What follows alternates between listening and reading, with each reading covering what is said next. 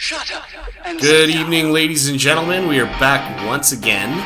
I'm joined by my buddy Hahnsy. This is Zero Nucks Given, and we're going to just run you through Canucks hockey this week. Hahnsy, how you doing, buddy? Good, buddy. How you doing? Well, can't complain. Life is good. How's little Hanky doing? Little Hanky's doing great, man. He's doing great. He's having a little bit of trouble eating. He's gassy. He's farting a lot, but he's doing great. Like father, like son. Still a stud, though, I bet. Oh, he's a true stud, that boy, I tell you that. God damn, warms my icy cold heart to hear that, man. Couple big games, Demi. Couple big games this last week. You know, it's been a savage lineup. I guess, the teams that we're playing against are beastly teams, and we're up here. And give us a friggin' Arizona or something. Although no I think kidding. Right, but it seems like we've only played the league's best teams the last week or so. True story. I mean, let's run through this. We played Pittsburgh, got a W in Pittsburgh. That was huge. Big dub. Lost to Winnipeg in Winnipeg. That was the last game of the road trip.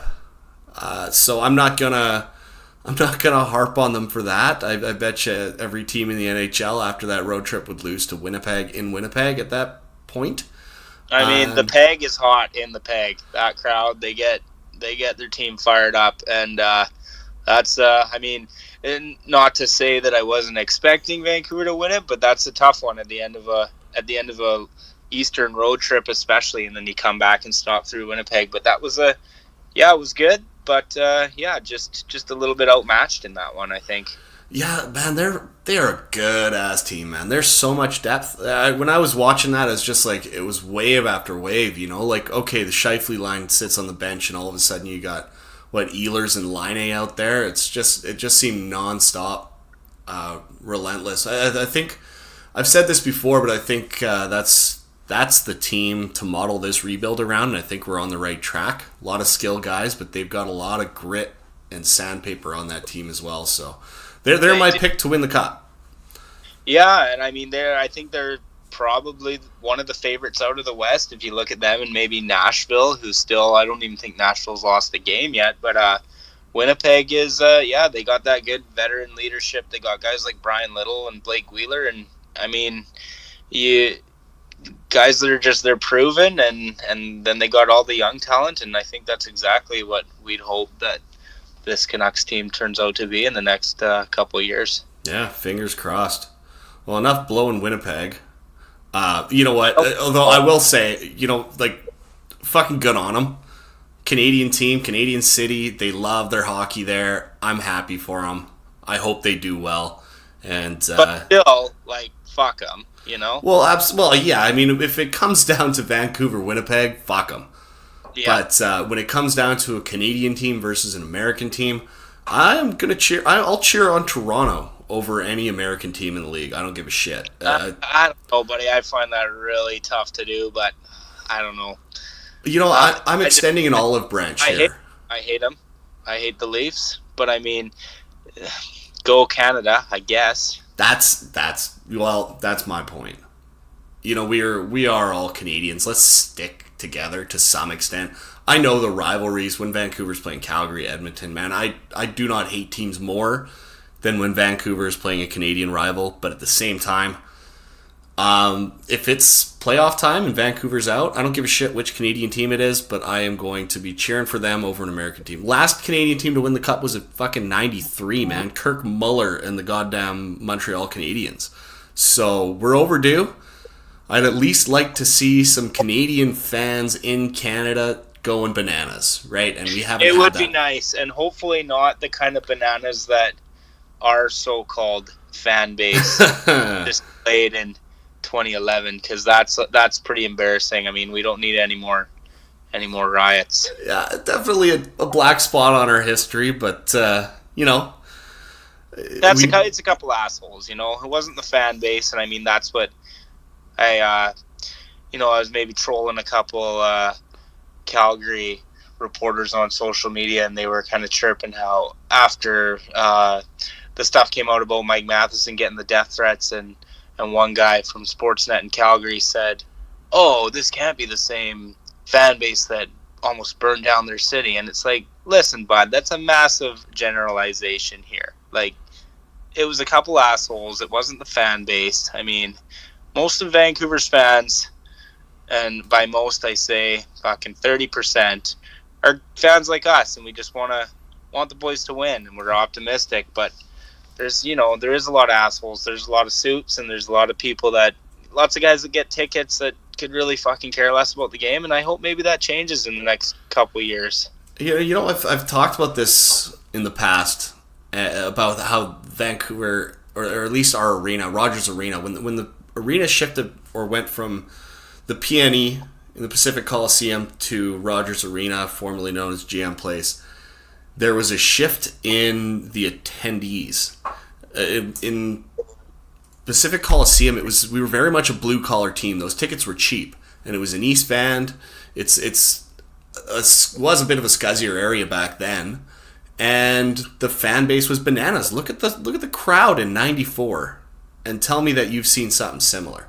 I know we realized in 2011, like, we had unbelievable, unparalleled support there, but they were all people on the street, man. The arena was not as loud as it could have been, and it's still not as loud as it can be. But you know what? Hopefully, with cheaper ticket prices, we'll start seeing a little bit more rowdiness. I'm always an upper bowl guy myself. I like the upper bowl, man. You can see everything, and I mean, it was tough last night. Watching that game against Washington, and you look in that lower bowl, and it's looking pretty barren. I mean, really, like, for a team like that, the defending champs coming into town, and you're not, it would just be nice to have them have a little bit better turnout. But I mean, maybe ticket prices are still a little bit high. It's a Monday night, people have had a long weekend, whatever. You got too fucked up, you can't go to the game. But it's I just remember they had many, many, many consecutive sellouts when the West Coast Express was our number one line, and that building was full every night, and it's just kind of changed, I guess. I mean, we do have a lot of fair weather fans, and I hope that I don't know, you just kind of hope that people would be a little more dedicated. Yeah, true enough. I mean, it's I think we're on the brink of Pedersen fever. Once he's back, there's still, believe it or not, a lot of people in this town that haven't really caught on to how incredibly talented this kid is. So, I think once the buzz starts getting a little bit bigger, we'll start seeing that reflected in ticket sales. I hope so anyway, because God knows we got to watch this kid while we can, because he is fucking unbelievable. Now, he's something special, man. I mean, the offense, you can see that the offense has taken a bit of a hit because so much of it was going through him, and he's still, I think he's, even after missing, how many games has he missed? What did he play? 5 games? So he's missed the last 4, and he's still tied for the team lead in scoring. So I mean, yeah, he's something else, and fucking when he comes back, it's just that much more fun of a team to watch.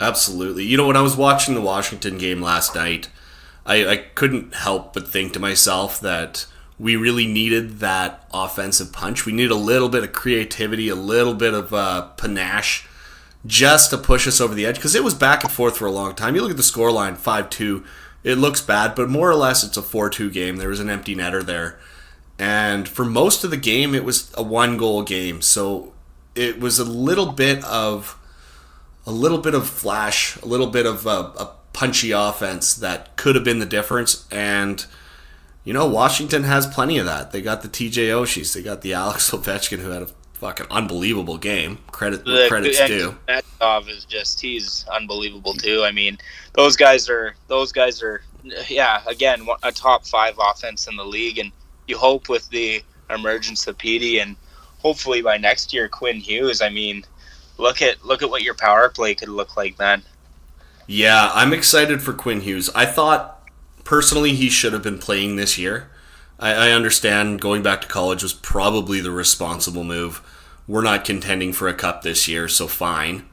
But he was playing in the World Championships with Team USA, and he's playing with men, and he looked good. He wasn't putting up insane numbers or anything like that, but he didn't look out of his depths. And so I thought, with that in mind, that he would be perhaps at least considered for a position on this team, but he decided to go back to college, and that's his choice, and I don't necessarily blame him. I think it's a smart move. I think I'm just excited. I want to see what this kid's all about. So, yeah, I think it's pretty. I think there's a pretty good chance that we maybe see him after that NCAA season's over at the end of the year, maybe for a couple games, just like we did with Brock the other year. It'd be pretty exciting to see him in at the tail end and see what he could do. I tell you, I have World Junior tickets in Victoria for this year, and I'm really looking forward to those States games because he's going to be something else to watch too. Yeah, and you know what? Maybe I don't know if this has ever been done before. I never looked it up, but maybe we get back-to-back Hobie Baker winners. I'm gonna knock on wood, but I mean, he seems like the front runner. I think he probably could be, and when we got him when he fell, I did not expect him to fall to us at 7th, and I'm just really surprised he did. And just what the doctor ordered too, right? We needed a quarterback for that power play, and now we got a lot of weapons coming together, and it's fun, it's exciting. I can't wait to see what this team looks like in a year, 2 years. But fuck all that right now. The team's looking good this year, and I think a lot of that credit belongs to Bo Horvat, who he's been on a tear as of late, but if you watch him game in, game out, every game this season, every game last season, he is consistently good, and he's a catalyst for the players that are with him. So he brings it every night. Every goddamn night. And now he's scoring goals. I can't say enough nice things about the guy. I think he's, he got in a tilt the other night, bloodied up some kid, and answered the bell when it was called after a big clean hit. Right, it wasn't anything malicious. He's not that kind of guy. Yeah. But no, I'm a big fan. I think obviously shoe in for captain. Time will tell when that happens. But I'm once again thoroughly impressed. No longer surprised by how good this kid is. And you were mentioning earlier that you got a bit of a line on who was practicing together. We got Besser's out for a little bit. I think it was a block shot. So we've got a bit of a line shuffle. What were you saying was the top line was going to look like? Yeah, I think it was they have Brendan Leipzig on that line with Bo, and I think they got Louis Eriksson flanking on the other side, which is he's got a long leash, that guy. He's got a real long leash because he's he is as much as I want him to do well. He's getting paid $6 million. Look at the positives with the guy. He played great on that checking line with Brandon Sutter. I don't know if he's got the speed to keep up on Bo's line. Hopefully, it would be nice. It'd be nice to see him pot his first goal of the year. But I don't know. I just don't think Louis has the speed anymore. But I guess Travis Green wants to give him a shot there. Well, and I think that's a vote of confidence for Bo Horvat, because it seems like whoever isn't playing well or whoever snake bitten, they just throw him on a line with Big Bo, and Bo knows, man.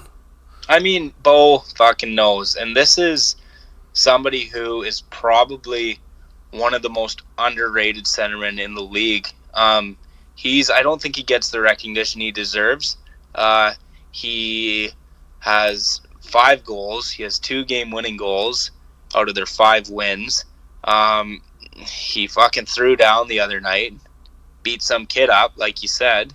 And, he's just looking like the makings of our next captain for sure. I think next captain for sure.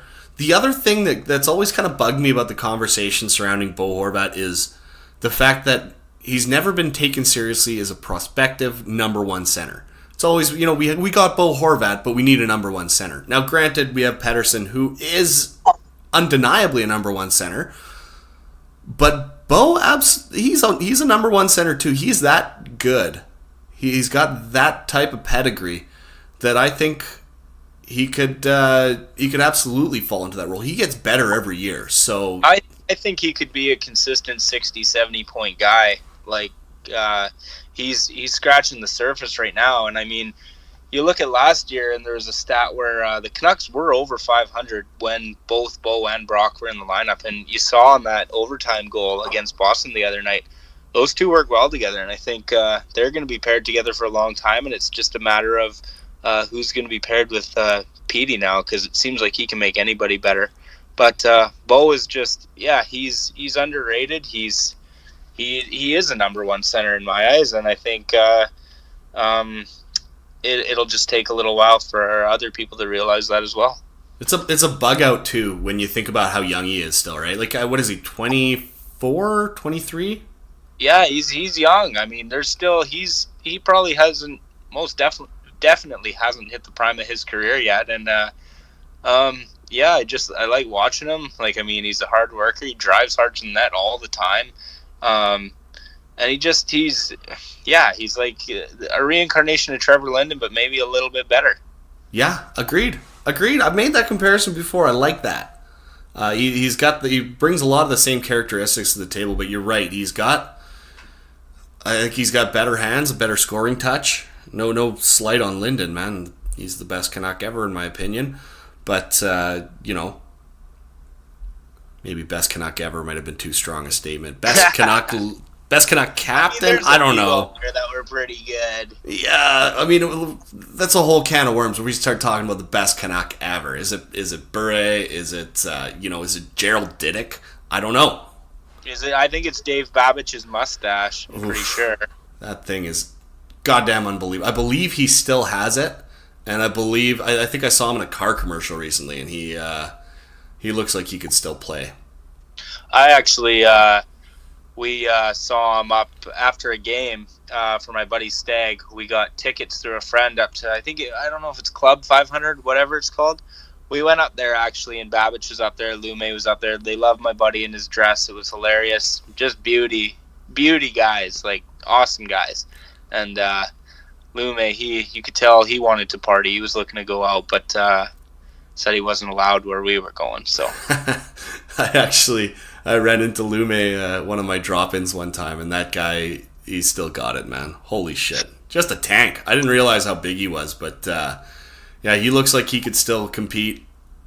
Credit to him. I was always a big fan as a kid, but Me too. It's good to see those guys still hanging out. Yeah, they're still in Vancouver. That's awesome. I mean, the city makes an impression on people. I didn't plan on being here for 10 years yet. Here I am. Bought a place. I'm stuck here. I'm here for the long haul, and Zero Nucks, baby. You can't leave now. Exactly. We're invested now. That's it. So anyway, we're talking about Horvat. His line mate Brock Besser. I don't know if you heard of him. He's pretty good. He's got a pretty decent shot, and he scores a lot of goals. Yeah. Yeah, so he got hurt last game. I didn't see it. It looked like, from what I hear, it may have been a blocked shot, Eric Goodbranson shot. So they're calling it a groin injury. I think it's just day-to-day right now. He hasn't been put on the IR. So he won't be playing the next game. So we got Leipzig, Horvat, and Eriksson first line, and I would imagine Gaudette gets another look on the second line there with Goldobin and Berchi. Yeah, that'd be nice. Barring that Petey isn't back next game, which I think they'll probably hold him out one more, and he'll play Thursday. But yeah, I'm hearing out for Vegas, in for Arizona, but that was J-Pat. I don't know where he gets his inside intel. I don't have any inside intel, so I'll just rely on him.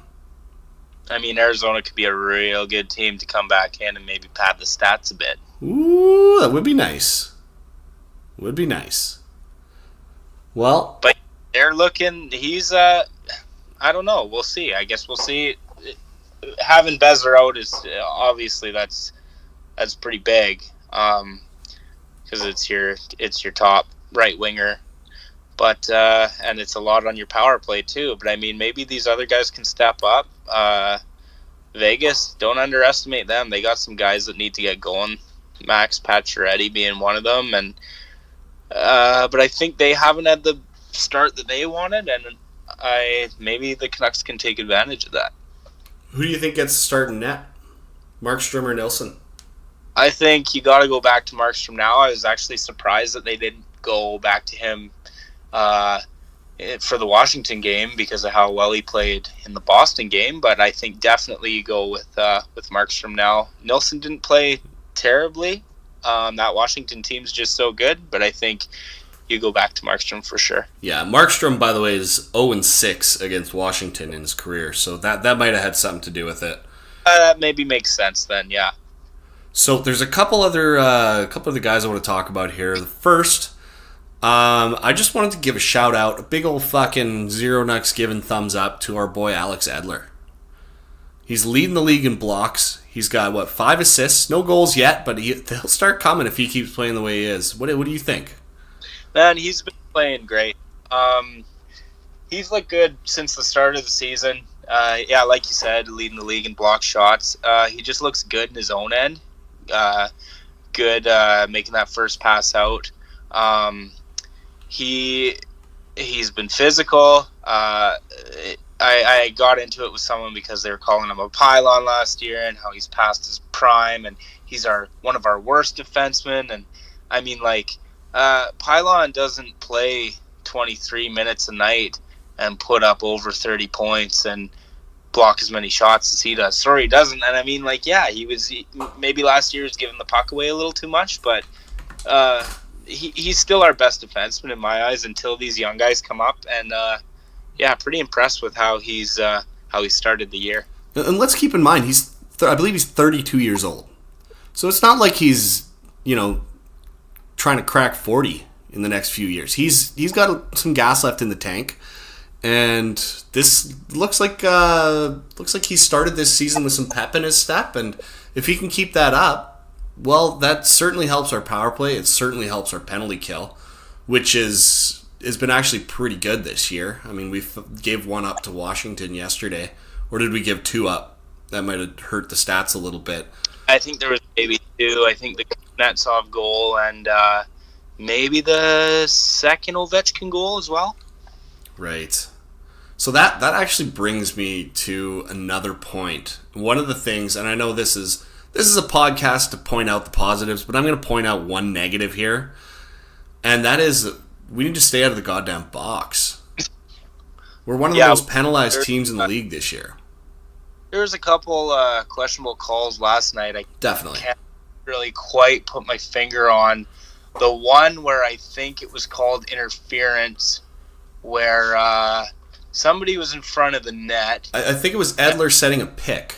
It was Edler setting a pick. It was exactly that. But the guy who he picked wasn't moving his feet. He was sitting there looking at the guy with the puck, which is, if he's not moving his feet, it's tough to call interference if he's just sitting there fucking ball gazing at somebody's nuts, It's kind of, he was just sort of, I don't think he was doing enough to warrant interference, but that was the call, and I agree, they do need to stay out of the box. Yeah, he backed into Holtby real easily. It didn't look like he was putting up much of a fight. He just sort of glided back into him and made it look like it was interference.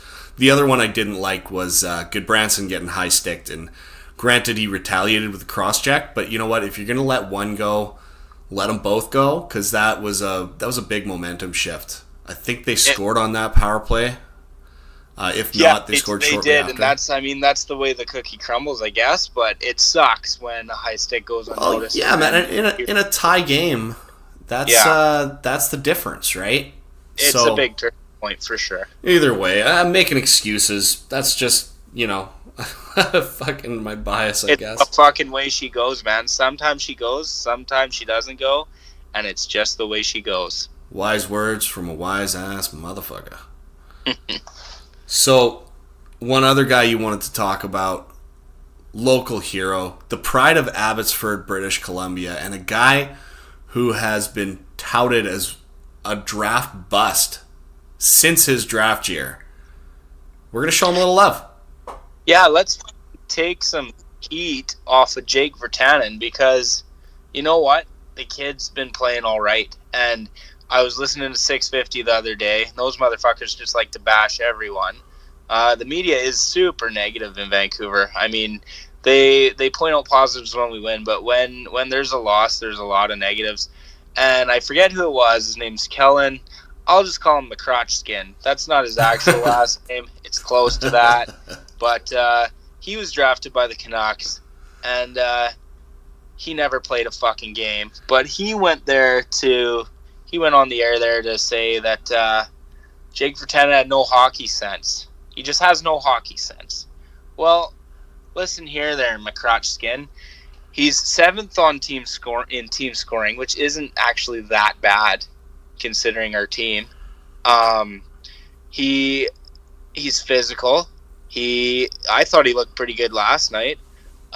He had a couple looks. He has for his giveaway takeaway ratio, Demi, what do you think you could guess for how many giveaways he has and how many takeaways he has? I haven't seen much of him coughing up the puck, but I couldn't That's even guess. That's because he hasn't. He has 0 giveaways on the year, and he has 10 takeaways. It's the best ratio on the team. So for guys to be jumping at him and saying he has no hockey sense, and I mean, fucking give the kid a break. He's maybe not the high, maybe an elite scorer that we could have got or whatever, but he's a fucking fit for this team, and that's a kind of guy you need on your team. And still, again, super young guy. Like, yeah, he's true. not in the prime of his career. Maybe just wait. Maybe just wait a little bit before you start shitting on him. I like the kid. I agree. And you know what? It's he's a power forward, right? Now, whether or not he becomes a top 6 power forward, that's yet to be determined. But those types of players take a little bit longer to develop. They're like defensemen in a way. They're playing a more physical style. If you've got a 19-year-old body, he's not 19, but he's like 23 or something right now. But if you are not fully developed and you're trying to take a run or cut in the short side on, Brooks Orpik, you're probably going to run into a wall. So give him a little time. I agree. I think he hasn't reached his potential yet, and I certainly hope he does, because 10 takeaways, 0 giveaways, that sort of rebuts McCrotchskin's argument there about hockey sense, because you don't, if you're got a pretty high takeaway ratio, then you've got a pretty good sense of where the puck is and where it's going. You have to anticipate those plays, and if those numbers don't lie, then he's doing some good things. So yeah, give some time. I mean, if he could score 20 this year, I think everybody will look at that as a huge step for him. And I'd personally like to see him get some top 6 minutes. I'd like to see him play with like Goldie and Petey maybe, because maybe he could show what he could do, and maybe Petey could bring out some of that talent that he had in junior. Yeah, I've seen him on the odd shift in one of those top lines, because it seems like Travis Green is more open to shuffling up the lines this year. So, who knows? If all it takes is one shift on a top line and a nice play or a goal, and maybe he gets a longer look. But I think that's what he needs to do, is really make an impact when he has an opportunity on those top lines, and then see where it goes from there, because he's going to have to... I think he's earned Travis Green's trust defensively. Now he's got to earn his trust offensively, and I think he's on track. 4 points in 8 games is nothing to scoff at. 2 goals, and he's had some chances too. So it'll be interesting to see how that pans out. And that actually brings me to another point. The Vancouver Canucks have been playing well as of late, and we have spent all our time crediting the personnel and not the man behind the bench. So if you think about, I know last time we talked about, or at least I talked about, the amount of ice time that guys like Schaller and Mott were seeing in that Pittsburgh game. They were up around 15 to 17 minutes. That is a sound coaching decision. And I think it's good. I think it just shows that he's rolling 4 lines pretty well. And it just seems like everybody's kind of bought in to his system. It seems like we're just playing pretty good team defense. Yeah, agreed. And our that's own what I was. zone, it kind of seems like we're collapsing the net, but there's a lot of support there. There's not a whole lot of juicy rebounds. Guys are getting on pucks pretty quick and getting them out of the zone. It's a little harder to look at against a team like Washington, but I mean, our team defense, I think, is the thing that's standing out most to me right now. Yeah, agreed. And I think, and I hate to say it because obviously we're Sedin's fans, but with them out of the picture, it's almost as if he's starting with a clean slate, right? And it might be a little bit easier for the rest of the team to buy in without those guys around. And the reason I say that is because you can't coach the Sedins. You know, John Tortorella tried to do it. He failed fucking miserably. They're going to do their thing, right? They had the cycling game down. They played that style of hockey. They produced consistently throughout their entire careers doing so. So who's in any position to say, oh, you know what, maybe you guys should change some things up. Play more of a forecheck game. No, they're possession players. That's how they're going to play. That's what brought them success. So if you're coaching 3 lines as opposed to 4, I think that changes things. You know, now it seems like we have 4 lines that are all on the same page. Yeah, I absolutely agree with you, Demi. The Sedins, like with them being gone, this just looks like a faster team. They were slow, but they were smart, and they cycled, and they knew where each other were. Now that they're not there, it just seems it's a little more fast-paced. And like you said, you can't really coach those guys. They're just they're gonna play their game, and that's the way it is. And but I think now with them gone, I think we're even a little bit more exciting to watch. With them in their tail years, they were a little bit slower, and obviously they recognize that. And they're the guys, greatest Canucks of all time, clearly. But I think that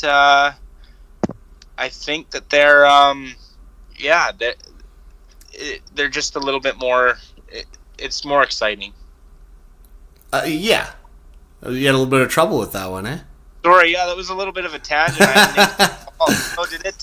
Did it cut me off there? I wasn't sure. No, there's a little bit of a cutoff, but no. Okay, that's what it was. Fucking sure. Sorry about that. No, we'll chalk it up to technical difficulties. Little technical difficulties. Anyway, there you go. Can't close the Deans. They're gone. Team's more exciting. It seems better suited to Travis Green. I mean, I remember watching him as a kid, which is weird because now he's a coach and he looks like all grown up and shit, which is a testament to how old I'm getting. But you know, he's always been that, or when he was playing anyway, that he was touted to be a high profile scorer, but he ended up becoming one of those Jay Pandolfo-esque career 3rd and 4th liners, but a really responsible, reliable role player.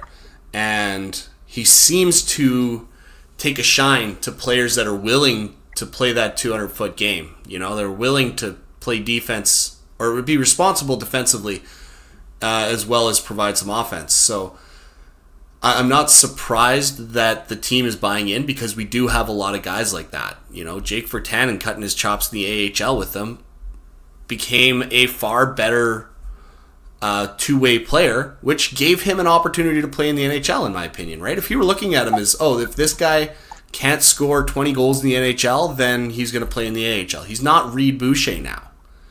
So I think credit to Green for that, and there's reason for optimism because this team looks a lot more difficult to play against this year than they did last year, in my opinion. They do, for sure. And I think he wants the whole team to kind of be defensively responsible, and which is good because I know that he kind of said he wasn't the biggest fan of Goldobin's game last night. I thought he looked all right, but I mean, I think he just wants everybody to just be making those right defensive decisions, and which is good because we don't want to be that team that's getting fucking 6 or 7 goals scored against us tonight. No, agreed. And so far, you know, despite 4-1 loss in Winnipeg and a 4-1 or 5-2 loss to Washington, we were right in those games up until the very end. So there's a lot of positives to draw from those, despite the score lines. And I think a lot of the credit belongs to Travis Green. I think he's a good fit for this squad. He's obviously good at developing young players, and I hope he sticks around. I've heard a lot of people talking about perhaps he's a temporary stopgap to get these players where they need to go before we pick up the high-profile guy. But you know what? If the team's winning and they're getting better under him, fuck, don't change it.